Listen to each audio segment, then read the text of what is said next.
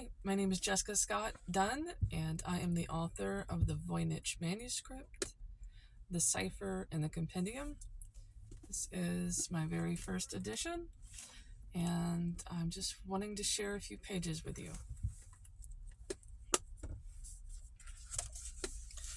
So I think one of my favorite plants, and this is if I can find the page. I should have done that before I started the video, but whatever. Oh, here we go. Okay. So if you don't know, the Voynich Manuscript is an early 15th century herbal, and it's extremely mysterious.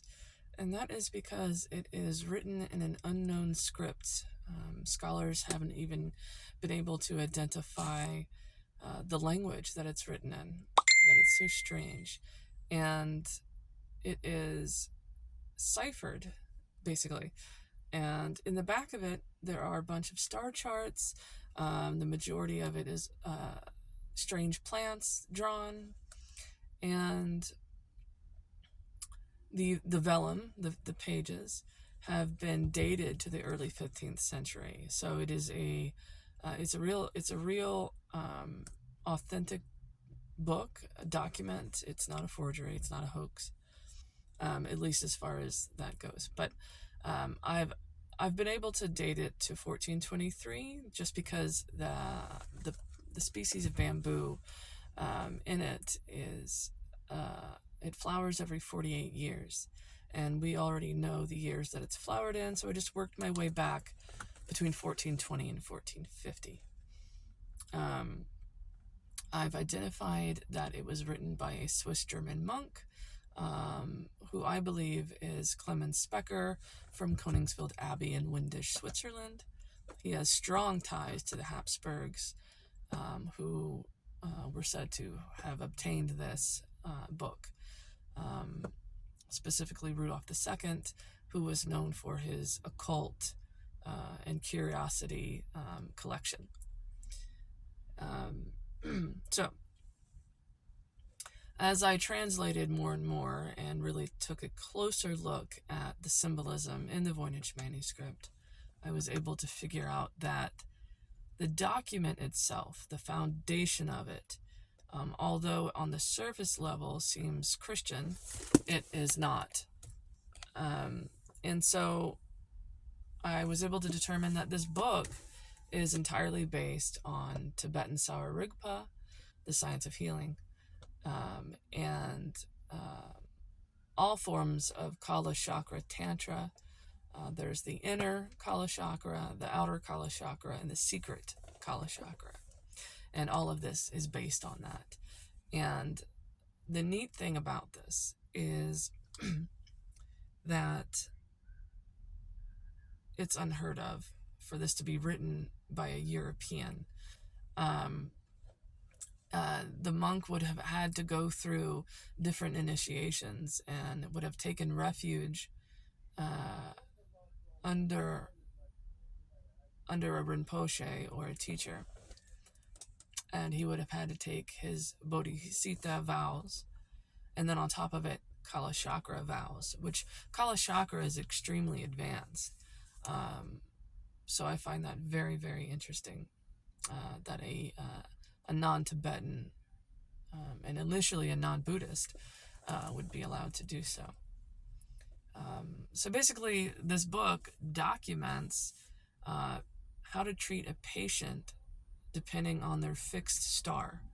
So it's not their zodiac, but their fixed star for their birth date, which determines their innate humor, or what they were born with, what humor they were born with, and then also the humor currently affecting them because of illness. And the fixed star was determined by where the moon rose within their zodiac sign. So the zodiac is important to determine that, but it is not the foundation. It's not the main focus, I should say. Also, all of the 8 auspicious symbols do appear in the Voynich Manuscript. All of the so-called nymphs are actually called sisters, and they explain the relationship of the electuary oils and the elixirs. Instead of using regular language, it uses the allegory, the analogy of sisterhood, to describe the relationship of parts. And those sisters are actually what they call dakinis, which is a special spirit or deity that is involved with healing and involved with the transmission of wisdom and secrets. And they are bathing in oil, olive oil specifically. That's why it's green. But more importantly, and here's the kicker, here's the most amazing thing so far, is that I found the medicine Buddha depicted underneath blue paint on, I can't remember the folio number. It is the one with the bathing sisters or the dakinis in the oil vat with the little blue windows. And the blue windows are actually Chiatyas, where the medicine Buddha or the Buddhas sit in lotus position. And there are 7 of them, which is important because it's the 7 emanations of the medicine Buddha. So, there it is, and it's all in here. I've got a ton of Latin translations. Oh, I forgot the important part. The language it's written in is medieval Latin, and he uses one German word to represent seeds to make it more uniform. Anyway, have fun with this. It is amazing. It's called the Voynich Manuscript, the Cipher and the Compendium. I do have another edition called the Dalai Lama edition.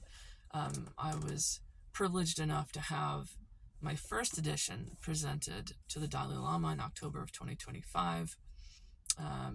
Still waiting on a response back, but it's been presented, and I'm excited about that. Also, my work is going to be in the National Cryptologic Museum in the coming months. Very, very excited about that. And if you don't know, the NSA, that's their museum for all cryptologic stuff. That's surreal. All of this is surreal to me. So I'm very honored to have all of this happen. Very excited that this has come to fruition. So feel free to go on Amazon. This is my first edition. It's on sale right now. For hardback is $65, paperback is $75, and as you can see, it's textbook sized. There's a lot of information in here. What else? Oh, I meant to show you the page, right? My favorite plant in here is the Gesneria, and I think the reason is because it's a perfect match entirely for Petrocosmia gesneriads, and they are only found in the Amdo region of Tibet and South Yunnan, China, which is where Tibetan Buddhism was practiced as well. And here it is, right there. How cool is that? Anyway, thank you for your time, and check out my book. Have a great day.